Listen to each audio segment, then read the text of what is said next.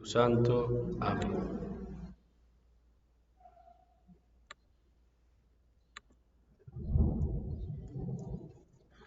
Por poco y también se quedó el micrófono desactivado, así que iba a grabar todo y no se iba a grabar el audio. Pero ya me fijé y ya lo activé. Bueno, entonces hoy yo creo que el demonio quiere que hablemos del infierno, porque es el tema de hoy.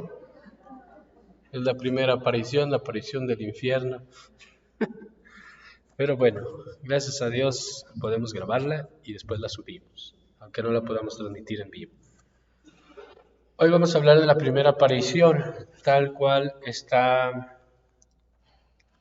narrada en la primera memoria de Sor Lucía, la hermana Lucía de Fátima. Entonces estamos meditando con este texto, las memorias de Sor Lucía, y estamos en la primera memoria y en el número 7, en el que va a hablar sobre la primera aparición y después sobre la meditación sobre el infierno y los efectos que esto generó en las almas de los niños. Y vamos a empezar a leer. Dice así, primera aparición. He aquí, excelentísimo y reverendísimo señor obispo, poco más o menos, cómo pasaron los 7 años que tenía Jacinta cuando apareció, hermoso y risueño, como tantos otros, el día 13 de mayo de 1917.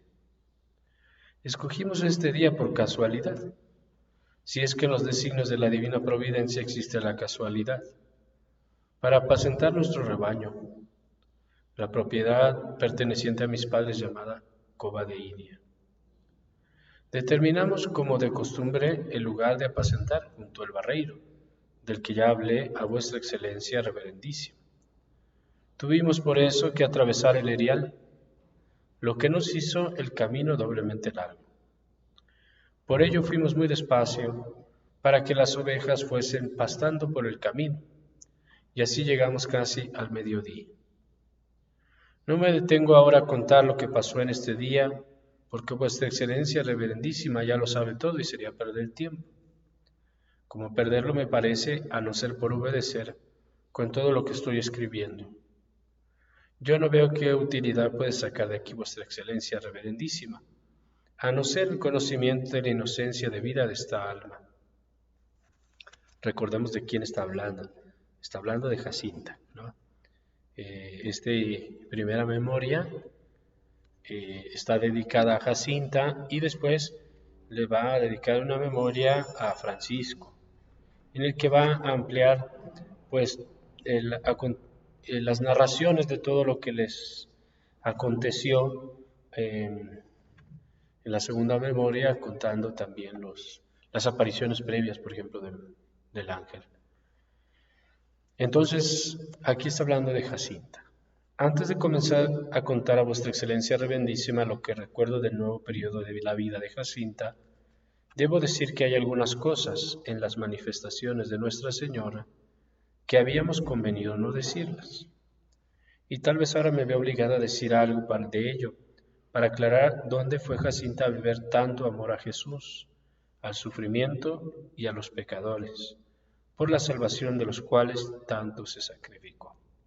Bueno, entonces aquí nos detenemos un momentito, porque dice la hermana Lucía que para comprender el alma de Jacinta hay que comprender de dónde ha bebido ella, de qué fuente ha bebido ella lo que ha nacido en su corazón. Entonces dice, bueno, yo pensaba no decir todo, pero la verdad es que para que se comprenda el corazón de Jacinta hay que comprender de dónde se ha alimentado, de dónde ha bebido ella, porque es un corazón, nos dice aquí, marcado por estos dos elementos. El amor a Jesús, el amor al sufrimiento y el amor a los pecadores, por la salvación de los cuales tanto se sacrificó y se santificó. Entonces dice, para aclarar dónde fue Jacinta a beber tanto amor a Jesús, al sufrimiento y a los pecadores. Es como decir, Si uno viera el corazón de Jacinta, vería que están estos datos en su corazón, estos elementos. Está esta luz, están estos amores, un amor inmenso a Jesús, un amor inmenso a los pecadores y un amor inmenso al sufrimiento. Pero eso no se entiende si no explicamos de dónde lo sacó. ¿Cómo es que una niña tan chiquita como Jacinta ha adquirido un corazón tan transformado como este corazón que tiene tanto amor a Jesús, tanto amor a los pecadores y tanto amor al sufrimiento? Entonces es lo que nos quiere decir. Queremos entender el corazón de esta pequeña, de Jacinta, vamos a ver qué es lo que le pasó y cómo fue que ella ha sido transformada. Vuestra Excelencia Reverendísima sabe bien que fue de ella, que no pudiendo contener para sí tanta alegría, quebrantó nuestro contrato de no decir nada a nadie. Cuando aquella misma tarde, embebidos por la sorpresa, permanecíamos pensativos, Jacinta de vez en cuando exclamaba con entusiasmo: ¡ay, qué señora tan bonita! Estoy viendo, le dije, que lo vas a decir a alguien. No lo diré, no, estate tranquila. Al día siguiente, cuando su hermano corrió a darme la noticia de que la noche anterior lo había dicho en casa, ella escuchó la acusación en silencio. ¿Ves cómo yo sabía que lo ibas a decir? Le dije. Yo tenía dentro de mí una cosa que no me dejaba estar callada, respondió con lágrimas en los ojos. Bueno, ahora no llores y en lo sucesivo no digas nada a nadie de lo que esa señora nos dijo. Yo ya lo he dicho. ¿Qué dijiste? Dije que esa señora prometió que nos llevaría al cielo. ¿Y enseguida fuiste a contar eso? Perdóname, ya no se lo diré a nadie. Entonces, ahí está el número 7, ¿no? Mostrando un poquito la inocencia de Jacinta. Y dice que habían dicho que no iban a decir nada, ¿no? Que se iban a guardar lo que había pasado el 13 de mayo de 1917, pero Jacinta no se lo pudo quedar callada. Y llegó y estuvo toda la tarde con la tentación de decir hasta que en la noche finalmente lo dijo en su casa. Bueno, número 8, meditación sobre el infierno. Cuando llegamos ese día con nuestras ovejas al lugar escogido para pastar, Jacinta se sentó pensativa en una piedra. Jacinta, ven a jugar. Hoy no quiero jugar. ¿Por qué no quieres jugar?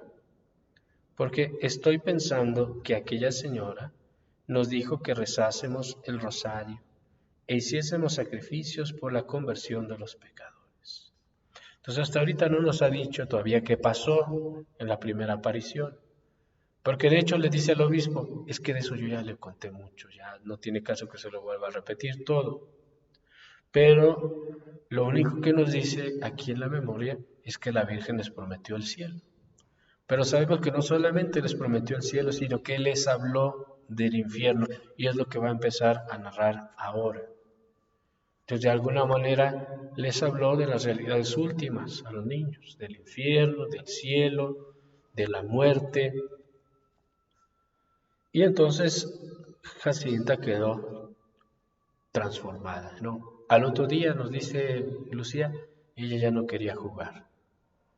Oye, pero ¿por qué no quieres jugar si eres una niña y siempre has sido muy juguetona, muy alegre, te gusta bailar, te gusta cantar? Pero es que me quedé pensando en lo que dijo aquella señora.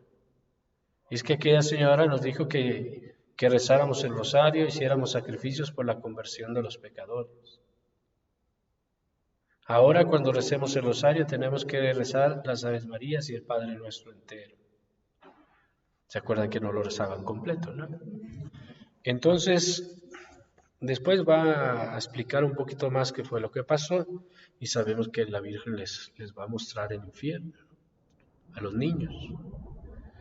Pero aquí con lo que nos ha dicho, ya notamos que la Virgen María abre su corazón inmaculado, y podemos decirlo así, y comparte con los niños el dolor que le provoca eh, la condenación de las almas, la perdición de las almas. Es algo que está en la Virgen y que la Virgen se los comparte a los niños. La tristeza, el dolor, el sufrimiento que le causa a su corazón inmaculado la condenación de las almas, la perdición de las almas. Y por lo tanto, no es algo que solamente les dice, sino que es algo que les hace entender, que Dios les hace entender por medio de la intercesión de la Virgen, por medio de la mediación de la Virgen, les hace entender el dolor que hay por el amor que tiene, en este caso la Virgen, pero también Jesús, por la condenación de las almas, la perdición de las almas. Entonces, ¿por qué hacemos aquí un énfasis en que les hace entender? Porque esto ya lo hemos meditado en otros momentos. Porque para estas cosas espirituales no nos bastan las palabras y los discursos. Porque si yo vengo y les digo, miren, hermanas, es que el corazón inmaculado de María está herido, atravesado por una espada y, y sufre por el rechazo que hay en el mundo del corazón de Jesús, sufre por cada alma que se condena.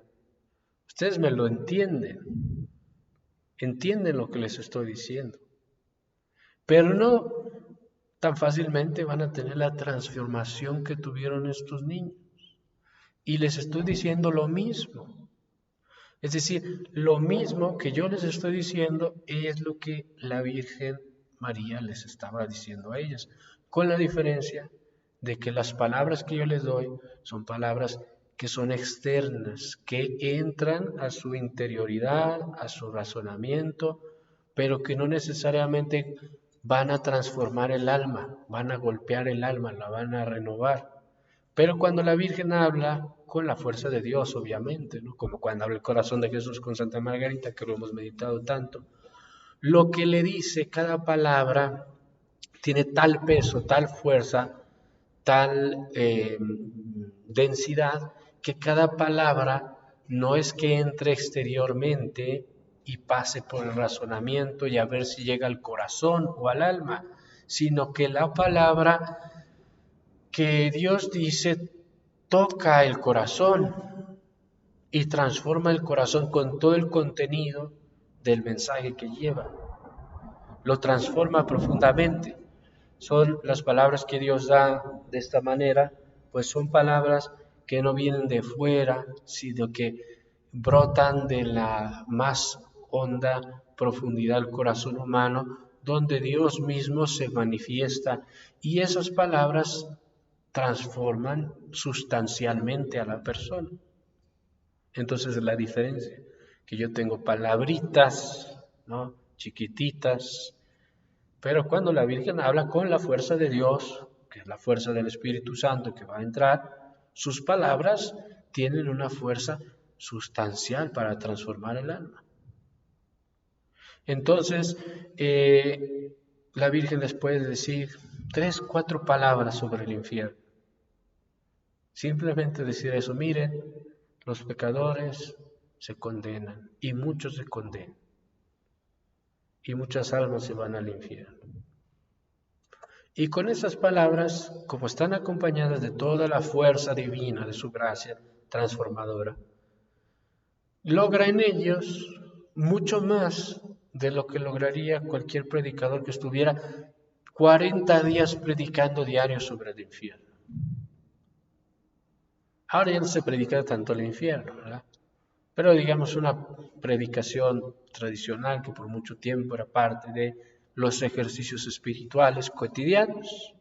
Meditar sobre la muerte, meditar sobre el juicio, meditar sobre el purgatorio, meditar sobre el infierno. Pero, ¿qué encontramos aquí? Que ante estas realidades no nos bastan las palabras, no nos bastan los discursos, no nos bastan las predicaciones, por más buenas que sean, si Dios no nos da la gracia de entender interiormente estas cosas. Y eso es una gracia. Porque bastaría la palabra infierno para que alguien, si Dios quiere, le hiciera comprender la gravedad del infierno.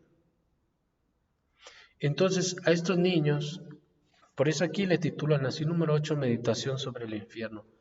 Dios les hizo comprender por medio de esta intervención de la Virgen lo que era el infierno.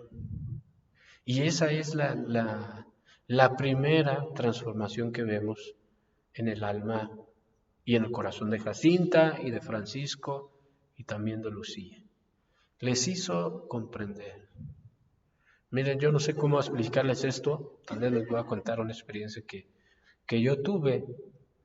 Muchas veces cuando yo estaba en el seminario, de hecho yo al menos la parte de los ejercicios espirituales de San Ignacio que se llama Principio y Fundamento, yo creo que muchos de ustedes lo han hecho, ¿no? Y se recordarán que allí está la meditación sobre el infierno. Y entonces pues ya meditaba yo sobre el infierno y lo entendía, digamos, en mi mente, ¿no? Hasta ahí. Un día estaba yo en un retiro que por cierto predicó un sacerdote que ustedes conocen y que lo aprecian mucho, que es mi hermano, el padre Arturo Jiménez Ramírez. ¿Sí lo conocen? Entonces estaba yo en Durango y él estaba predicando esta parte de los ejercicios espirituales de principio y fundamento y en la primera semana, ¿no? Estaba predicando sobre el infierno. Y lo mismo que yo ya había escuchado 1000 veces, que yo ya lo había predicado 1000 veces. Lo mismo, no que le cambió nada, porque San Ignacio tiene su texto y ya. Uno se basa en el texto de San Ignacio y, bueno, puedes tratar de explicar más, ¿no? Pues dio la plática y entonces me fui yo a una especie, en esa casa había un claustro como este, un poquito más grande, era una casa como de retiro. Entonces me fui a ese claustro y se nubló así como ahorita. Cuando yo iba a hacer mi meditación sobre el infierno, me senté, está lloviendo, ¿no?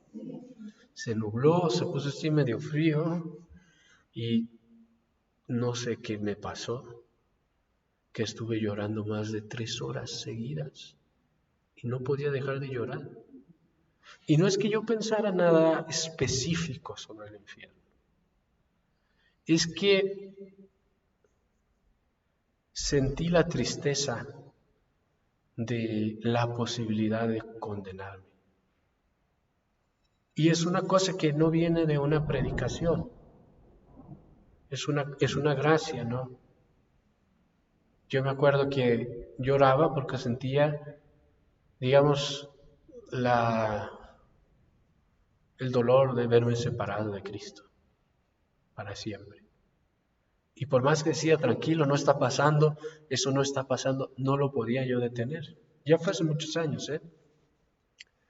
Entonces, ¿por qué les cuento esto? Porque esa es la diferencia entre una meditación con el mejor teólogo, con el mejor predicador, que va a entrar a nuestra razón y que algo puede hacer en nuestra alma, a cuando viene una gracia de lo alto que mueve el corazón, ¿no? Y entonces entiendes, aunque no entiendas, porque realmente no entiendes bien ni qué te está pasando, pues esto es de alguna manera lo que quiero explicarles que le sucede a los niños. La Virgen María les muestra el infierno en la medida en que ellos son capaces de verlo, ¿no? Pero no es solo que se los muestre, sino que se los hace entender en su corazón. El dolor que significa para ella ver a las almas perderse, pero también para las almas el perderse y verse separados del amor de Jesús. Por eso es que Jacinta tantas veces exclamaba durante sus oraciones, durante sus palabras breves que fueron, pobrecitos pecadores. ¿A qué se refería Jacinta cuando hablaba de los pobrecitos pecadores? Hablaba, voy a decirlo así entre comillas, no de nosotros pobrecitos pecadores hoy en día, que como somos pecadores vamos luchando contra nuestros pecados, purificándonos y buscando convertirnos. Hablaba de sus pobrecitos pecadores que no se convierten, y que viven sin arrepentimiento y que mueren sin arrepentimiento. De esos es de los que ella suspiraba. Y en la medida que era capaz, su corazón decía, pobrecitos, se lamentaba. Y entonces, ¿cuál es el efecto después de esta primera aparición? El efecto, el primero, Jacinta ya no quiere jugar. La niña ya no quiere jugar. ¿Por qué? Porque le duelen los pecadores, lo dice ahí. Es que la Virgen nos pidió que rezáramos el rosario por los pecadores, para que no se condenen. Le duelen los pecadores y le duelen las almas que se condenan, le duelen las almas que se pierden y le duelen profundamente, tanto que a una niña que tiene todos sus gozos infantiles en jugar, ya no quiere jugar, ya su corazón cambió, ¿no? Nosotros como adultos tenemos nuestros gozos en otras cosas. Bueno, todo el corazón simplificado de una niña en el juego. Ya no encuentra en el juego ningún descanso. ¿Por qué? Porque su corazón está herido por el dolor de los pecadores que se pierden y que se condenan. Está herido. ¿Qué hizo esa primera aparición? Hirió el corazón de Jacinta con el entendimiento de la realidad de la condenación y de la gravedad del pecado. ¿Saben qué? Por cierto, ahorita me estaba recordando que Monseñor Martínez tiene una reflexión donde dice que a mayor conocimiento, mayor dolor. Esa es su reflexión. Dice, mientras más conocemos, por ejemplo, en el don de ciencia,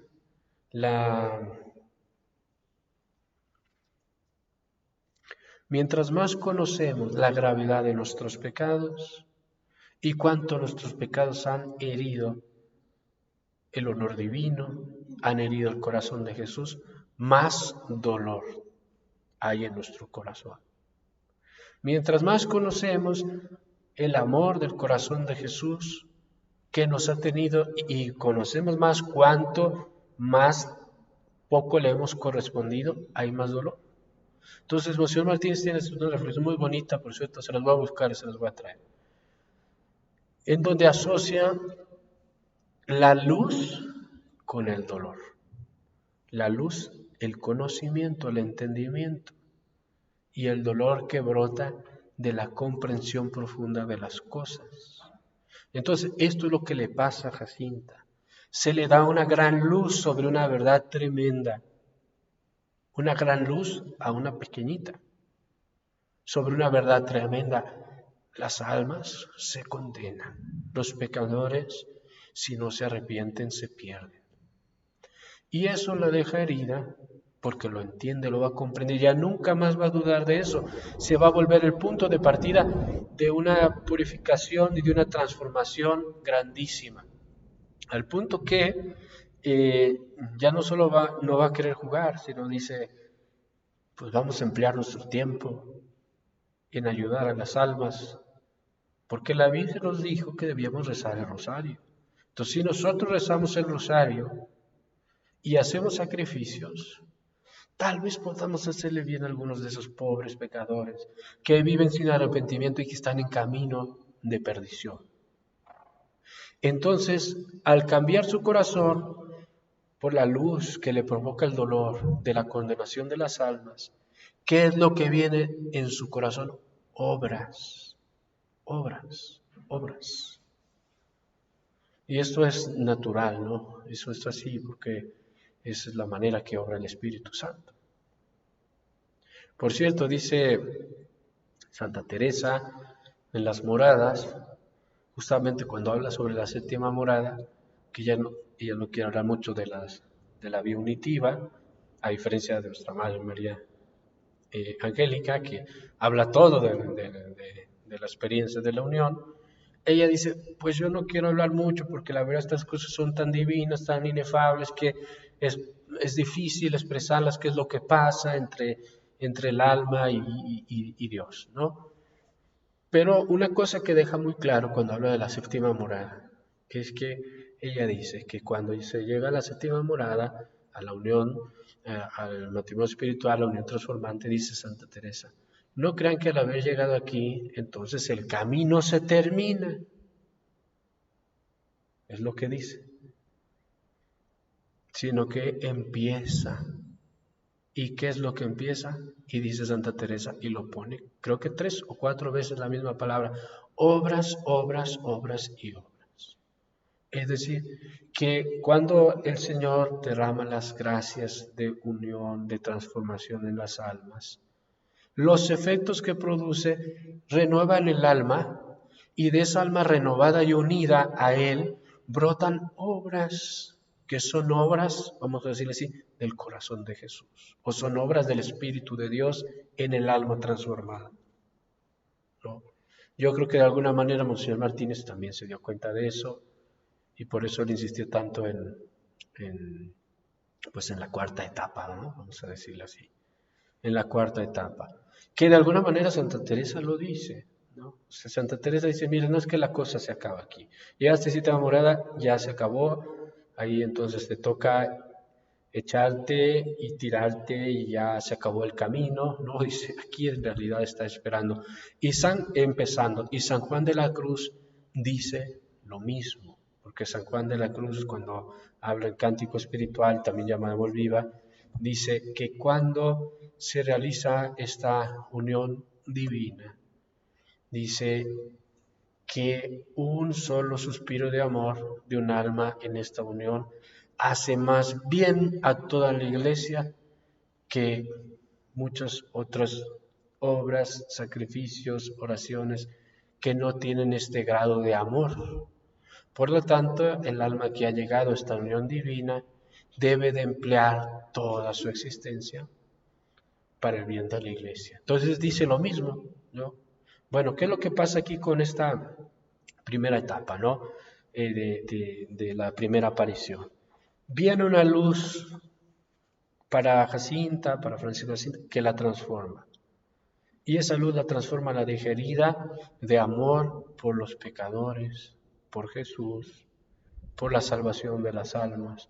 Y brotan de su corazón espontáneamente unos bríos de conversión, de irse negando a sí misma.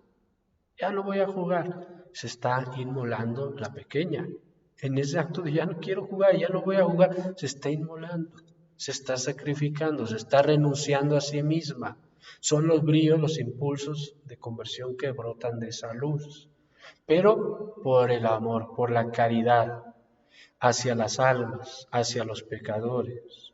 Y entonces se activa, vamos a decir así, en ella, en lo que es capaz una niñita, la creatividad, ¿no? Y esto es muy bonito porque pues, es parte también de nuestro camino en la vida espiritual, ¿no? Porque dice, eh, ahora cuando recemos el rosario tenemos que rezar las Aves Marías y el Padre Nuestro. Pero ¿qué sacrificios podemos hacer? O sea, nos dijo la Virgen que hiciéramos sacrificios, pero no nos dijo cuáles. ¿Qué sacrificios podemos hacer? Entonces, esto también es muy bonito porque de alguna manera la Virgen les dijo, sacrifíquense, pero no les dio una regla así como a nosotros, ¿no? A ver, tú vas a hacer el ayuno, los miércoles bien, la disciplina, tal día, etcétera. No, simplemente les digo hagan sacrificios. Y Francisco es el que sale en su ayuda porque dice, fíjense la creatividad de Francisco, ¿eh? Vamos a darle nuestra comida a las ovejas. Y así haremos el sacrificio de no comer. Entonces, pues es lo que se le ocurre a Francisco, ¿no? Vamos a darle nuestra comida a los borreguitos. Pero el sacrificio va a ser no comer. De un día para otro, estos niños dejaron de jugar y dejaron de comer. Dígame, ¿qué niño deja de comer? ¿No? Un dulce, no sé, una paleta. Es difícil, ¿no? Tiene que haber algo muy hondo porque los niños, pues obviamente este instinto de crecimiento, de supervivencia, pues buscan comer, buscan jugar, es parte de la infancia, ¿no? En poco tiempo habíamos repartido nuestro zurrón entre el rebaño, y así pasamos un día de ayuno más riguroso que el de los más austeros cartujos. Qué bonita expresión, ¿no? De la nada, no es que no hubiera nada, eran algo muy escogidas, muy preparadas, lo vimos en los últimos meses, que hemos, muy cuidadas, ¿no? Cómo las había cuidado la Divina Providencia. Pero ellos no es que tuvieran una gran instrucción, formación, preparación, no, sino que eran unos niños. Y de esa realidad, ser niños, de un día para otro, dice, estábamos teniendo una vida ascética más austera que la de los más severos cartujos.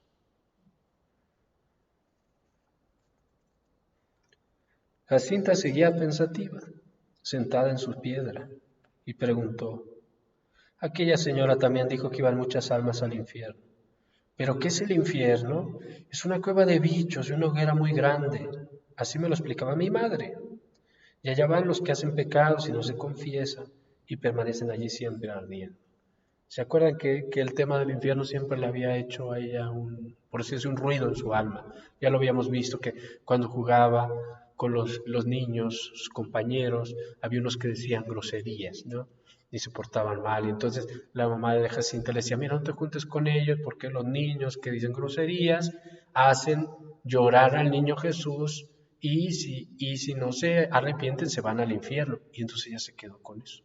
¿Cómo que hacen llorar al niño Jesús? ¡Qué bárbaro! ¿Cómo pueden hacer llorar al niño Jesús?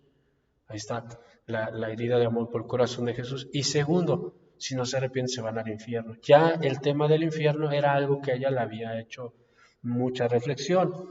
Aquí la Virgen les habla del infierno y después se los mostrará más tarde, ¿no? Se los mostrará, vamos a decir, en la capacidad que tienen de verlo con los ojos de un niño, ¿no? Pero aquí también ya se los está mostrando porque hablar, por eso yo insisto tanto en esto de hablar y decir, señalar con la palabra. El hablar de la Virgen no es el hablar de Padre Andrés. El hablar de la Virgen es mostrar algo, es dejar una luz, ¿no? Y entonces, pues ella se acuerda de eso, de un lugar de bichos, no sé cómo se lo imaginaría ahí, los bichos, arañas, alacranes, serpientes, ¿no? Y una hoguera muy grande. Allá van los que hacen pecados y no se confiesan y permanecen siempre allí ardiendo. ¿Y nunca más salen de allí? No. ¿Ni después de muchos, muchos años? No. El infierno nunca se termina. ¿Y el cielo tampoco acaba? Quien va al cielo nunca más sale de allí. ¿Y el que va al infierno tampoco? ¿No ves que son eternos, que nunca se acaban? Hicimos por primera vez en aquella ocasión la meditación del infierno y de la eternidad. Tanto impresionó a Jacinta la eternidad que a veces jugando preguntaba, pero oye, después de muchos, muchos años el infierno no se acaba. Y otras veces, y los que están allí en el infierno ardiendo nunca se mueren y no se convierten en ceniza. Y si la gente reza mucho por los pecadores, el Señor los libra de ir allí. Y con los sacrificios también, pobrecitos, tenemos que rezar y hacer muchos sacrificios por ellos. Después añadía, qué bueno es aquella señora, y nos prometió llevarnos al cielo. Entonces, de alguna manera, aquí vemos los primeros pasos de una gracia infusa, sobrenatural de entendimiento del infierno, que ya estaba preparado por lo que ellos habían vivido antes, y que va a encontrar un momento más alto, más cumbre, cuando la Virgen les muestra el infierno. Pero como es una gracia de luz en el corazón, estas cosas necesitan reflexionarse y meditarse, entonces pues las meditaban juntos, cosas que su corazón de alguna manera sabía, que su corazón de alguna manera entendía, eran puestas en común entre ellos, ¿no? Por eso les digo que eran como una pequeña comunidad monástica, ¿no? Francisco, Jacinta y Lucía. Porque lo que Dios les iba regalando en su interior, ¿se acuerdan del pozo, no? Donde se ponían a compartir las lágrimas, sus oraciones y todo. Lo que Dios les iba regalando en su corazón, después lo ponían en común. Y unos y otros se iban aclarando muchas cosas que el alma entendía sin entender, pero que iban profundizando en su camino. Y ya vamos a terminar con este último número, 9. Jacinta tomó tan a pecho el sacrificio por la conversión de los pecadores, que no dejaba escapar ninguna ocasión. Había allí unos niños, hijos de 2 familias de Moitá, que pedían de puerta en puerta. Los encontramos un día que íbamos con las ovejas. Jacinta, cuando los vio, nos dijo: damos nuestra merienda a aquellos pobrecitos por la conversión de los pecadores. Y corrió a llevársela. Por la tarde me dijo que tenía hambre. Había algunas encinas y robles. Las bellotas estaban todavía bastante verdes. Sin embargo, le dije que podíamos comer de ellas. Francisco subió a la encina para llenarse los bolsillos, pero a Jacinta le pareció comer mejor bellotas amargas de los robles para hacer mejor los sacrificios. Y así saboreamos aquella tarde aquel delicioso manjar. Jacinto tomó esto por uno de sus sacrificios habituales. Cogía las bellotas amargas o las aceitunas de los olivos. Le dije un día: Jacinta, no comas eso que amarga mucho. Las como porque son amargas para convertir a los pecadores. Ok, aquí voy a insistir en lo mismo, ¿no? A los niños les gustan los dulces. Fíjense cómo se transformó su corazón de esa primera aparición. Y apenas es el inicio, pero siempre en el inicio está el germen de todo, ¿no? Está el germen de todo. Y la vemos comiendo bellotas y aceitunas. No sé si ustedes han comido aceitunas así de bajarlas del olivo a la boca. Yo sí las he comido. Son muy feas. Tan feas que uno no se explica cómo es que después del proceso de la sal, etcétera, etcétera, pueden llegar a saber tan ricas. Porque saben amargas y es un olor muy fuerte, ¿no? Y las bellotas estas de los árboles, también yo las he probado, saben muy feas también. Ahora, esto me hace recordar a los monjes del desierto, los padres del monacato en nuestra iglesia se iban al desierto a comer hierbas amargas y a hacer penitencia por sus pecados y a orar por todas las necesidades de la iglesia. Y aquí, en cuestión de días, tenemos a Jacinta como si fuera una monja del desierto, comiendo hierbas amargas, bellotas amargas y todo lo más amargoso que podía por la conversión de los pecadores. Y qué bueno que así lo quiso Dios, que sea una niña, ¿no? Que los niños van por los dulces, la que está teniendo esta transformación, para que veamos la fuerza transformadora de las gracias que Él infunde en las almas. Y esto lo hace Dios, nada más lo hace Dios. Nadie puede hacer esto. Nadie puede hacer esto. No fueron estos solamente nuestros ayunos. Acordamos dar a los niños nuestra comida, siempre que los encontrásemos. Y las pobres criaturas, contentas con nuestra generosidad, procuraban encontrarnos esperándonos en el camino. En cuanto los veíamos, como corría Jacinta a llevarles toda nuestra comida de ese día, con tanta satisfacción como si no nos hiciese falta. Nuestro sustento eran entonces piñones, raíces de campánulas, una florecita amarilla que tiene en la raíz una bolilla del tamaño de una aceituna, hongos y unas cosas que cogíamos de las raíces de los pinos, que no recuerdo cómo se llamaban, y también fruta, si es que la había ya en las propiedades de nuestros padres. Jacinta parecía insaciable practicando sacrificios. Un día uno de nuestros vecinos ofreció a mi madre un campo donde apacentar nuestro rebaño, pero estaba bastante lejos y nos encontrábamos en pleno verano. Mi madre aceptó el ofrecimiento hecho con tanta generosidad y nos mandó allá. Como estaba cerca una laguna donde el ganado podía ir a beber, me dijo que era mejor pasar allí la siesta a la sombra de los árboles. Por el camino encontramos a nuestros queridos pobrecitos, y Jacinta corrió a llevarles nuestra merienda. El día era hermoso, pero el sol muy ardiente, y en aquel erial lleno de piedras, árido y seco, parecía querer abrazarlo todo. La sed se hacía sentir y no había una gota de agua para beber. Al principio ofrecíamos este sacrificio con generosidad, con la conversión de los pecadores, pero para pasar a la hora del mediodía no se resistía más. Propuse entonces a mis compañeros ir a un lugar cercano a pedir un poco de agua. Aceptaron la propuesta y fui a llamar a la puerta de una viejecita, que al darme la jarra con agua, me dio también un trocito de pan que acepté agradecida y corrí para repartirlo con mis compañeros. Di la jarra a Francisco y le dije que bebiese. No quiero, respondió. ¿Por qué? Quiero sufrir por la conversión de los pecadores. Bebe tú, Jacinta. Yo también quiero sufrir y ofrecer el sacrificio por los pecadores. Derramé entonces el agua de la jarra en una loza para que la bebiesen las ovejas y después fui a llevarle la jarra a su dueña. El calor se volvía cada vez más intenso. Las cigarras y los grillos unían sus cantos a los de las ranas de una laguna cercana y formaban un griterío insoportable. Jacinta, debilitada por la flaqueza y por la sed, me dijo con aquella simplicidad que le era natural: diles a los grillos y a las ranas que se callen, porque me duele tanto la cabeza. Entonces Francisco le preguntó: ¿no quieres sufrir eso también por los pecadores? Sí, quiero, déjalos cantar, respondió la pobre criatura, apretando la cabeza entre las manos.